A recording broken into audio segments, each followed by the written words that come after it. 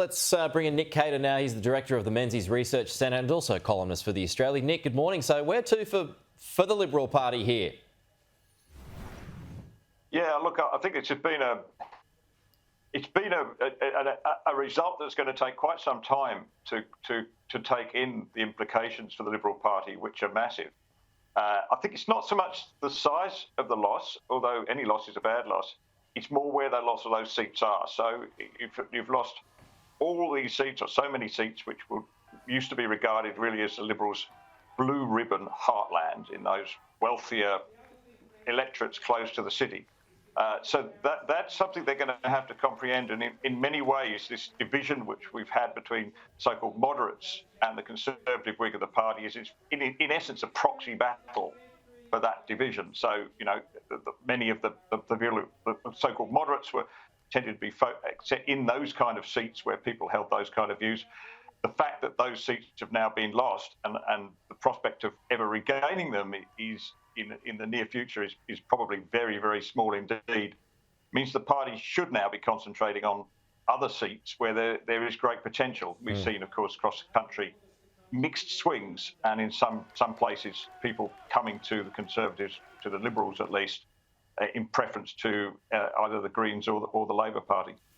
Yeah, I mean, this has just been an extraordinary swing. I mean, not just towards Labor, but minor parties, these teal candidates. We've seen Greens doing better. I mean, in Queensland, which I don't think anyone picked. Do you think that this is a genuine sentiment change, or was this just a strong reaction against Scott Morrison as a leader? Look, I think there's been a massive reaction against the two major parties. That's clear. I mean, Labor have got, I think, a historically low primary vote, and yet they've still won this election.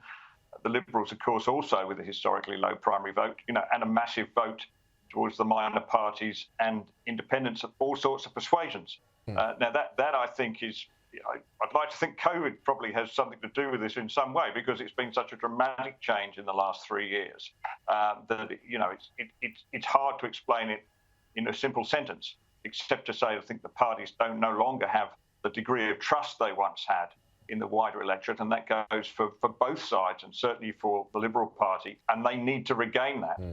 Because otherwise, you know, they will just lose voters to other parties. A much larger vote for the United Australia Party, for instance, than I expected, although I expected Bihar won, and Pauline Hanson likewise. So the question for the Liberal Party is, how do they react? And I think if they react by trying to regain that heartland, that old blue ribbon heartland, by, you know, and ignore where there are seats to be gained in, you know, further out from the CBDs, then I think that may come to be seen as a mistake. Well, I mean, let's highlight Wentworth, for example. I mean, it was one of the first dominoes to fall last night by the moderate Liberal Dave Sharma. But Dave had, you know, he had his moderate views, and he wanted stronger climate action.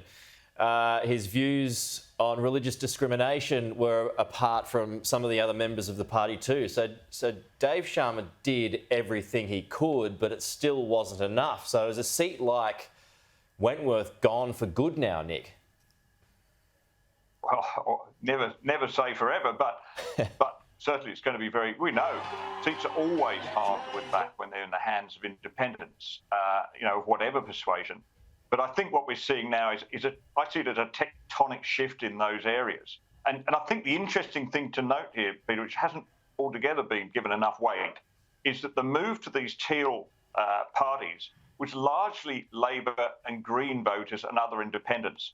There was a substantial proportion, sure, of Liberal voters, but that was not, in essence, what was happening. This is basically become a coalition of basically left of centre forces, and some of them quite far to the left, that's really been able to come together and get large enough numbers that they can overtake Liberal candidates. And you know, look at the preference flow. You know, it's now become clear that if you get anything under 45, 46, 47% on first preferences in those kind of seats as a Liberal, you will lose. But you can get, you know, 25, 26, 27 as a Green or Labor person and still win by harvesting all the preferences. It's a completely different environment, and that, I think, is as much of anything what has you know, shaken the Liberal Party heartland. But I think that there's great opportunity, by the way, outside. When you look at some results in places like Lalor, for instance, you know, it's far from winning that seat, but there's a massive swing over time towards the coalition compared to when Julia Gillard held it. So there are opportunities to be had. It's just that it's going to be a Liberal Party which has to go back to its roots to discover what it really is and how it can represent those people.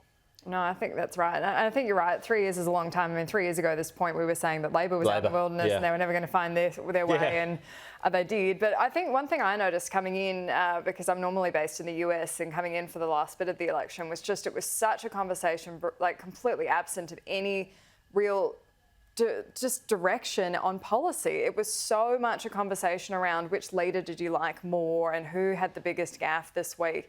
And I think that's something where those teal candidates actually cut through, because they were saying, I have this vision for the country, and they brought people along with that when the major parties were so focused on just the argy-bargy and just who do you dislike less.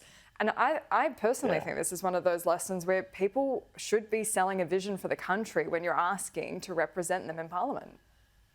Well, I personally, maybe I'm old-fashioned in this, but I prefer firm policies that are clearly articulated divisions. I just do. Yeah. But both parties, I mean, sure, we talked about the small target Labor strategy. They put very little forward in terms of firm policy. But I think the coalition pulled its punches too.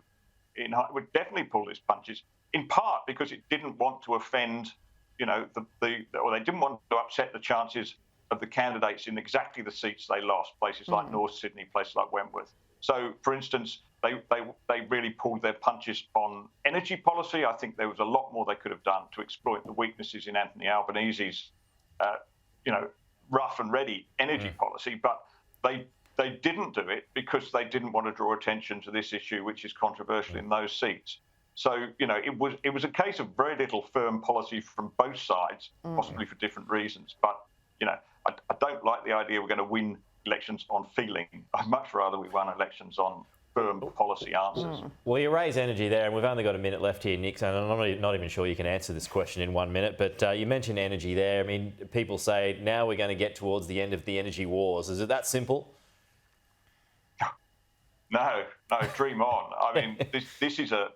I think that there's a reality on the energy debate which is coming through in Europe. You see it in countries like Germany, even in the United States, where nuclear power plants that were due to be closed are going to be open. The game changer here, of course, is Vladimir Putin's actions in the Ukraine and what that says about energy security.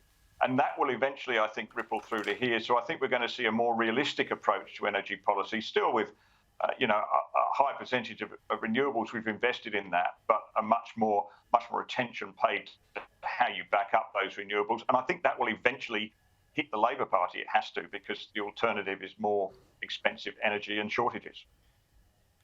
Okay, Nick Cater, always good to chat.